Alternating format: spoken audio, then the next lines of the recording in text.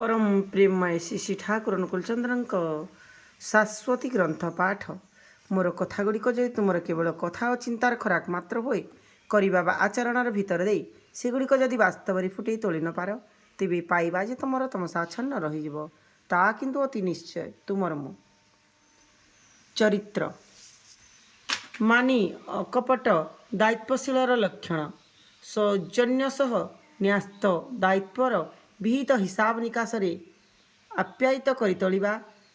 मानीर मर्यादा ही यहीठारे सुष्ट हुआ किंतु मिष्ट हुआ दक्ष सुकौशली हुआ भंडूर कर्मी हेबाकू जाओना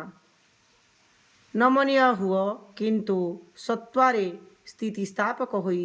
छेद्य होई नुहे सत्वार प्रतिकूल जहा से निराट हुआ बरम शक्त थाओ अनुकूल नष्ट ही जदि हेउथाओ जहा जगु ता हेउछि तार केवल तार कबल रहिबाकू जाओना देख शुण भाव उत्कर्ष किपरि भाव चलिबा संभव आउ कार्य मध्य ताहा ही करि चाल अटकी जाओना रक्षा पाइब बंचिब दीप्त हुआ अक्रोशरे नुहे तृप्ति दक्ष चलन